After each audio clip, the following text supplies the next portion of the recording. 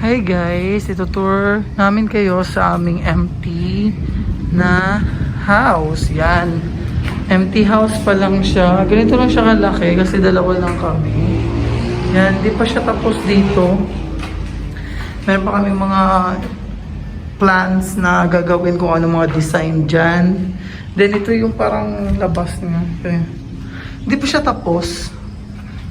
Yan, siya ang ganda kasi may sunset dito na sa. Then ito yung CR. Yan. Hindi pa yan siya tapos. Yan, punta tayo sa taas. Ito yung taas niya. Tignan lang natin kung gaano pa kalawak. Yan, ganito siya kalawak guys. Ang taas. Yan, ganda na tayo. Yan, baby ko. Yan. Hindi pa siya tapos yung bahay. Empty pa talaga siya. Pinuntahan lang namin kasi yan, ito sunset yung likod niya. Baby! Yan. Ito yung forma ng bahay. Yan, hindi pa siya gawa. Pinasilip lang namin yung bahay na namin. Yan. Sobrang empty pa talaga. Hindi pa talaga siya tapos. Hindi pa siya pwedeng tirhan kasi na ganyan lang siya kalaki.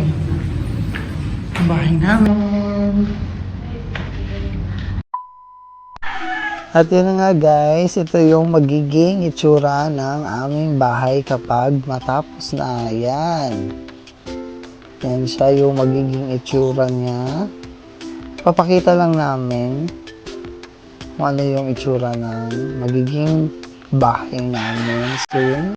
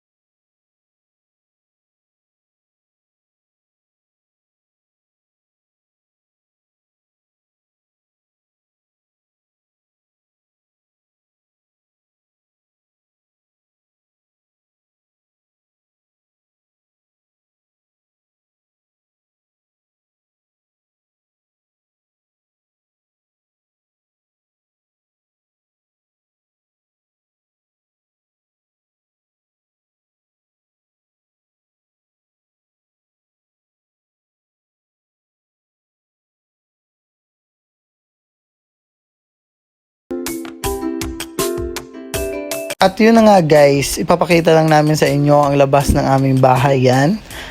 Yan. At paglabas namin, may nakita kaming rainbow, love wins. Yan. Para sa atin. Yan. Yun na nga guys. Yan. Pinatour ko na kayo sa aming empty house. Yan. Empty pa siya, up and down. Yan siya kaliit. Yan. And thank you so much for watching. Bye.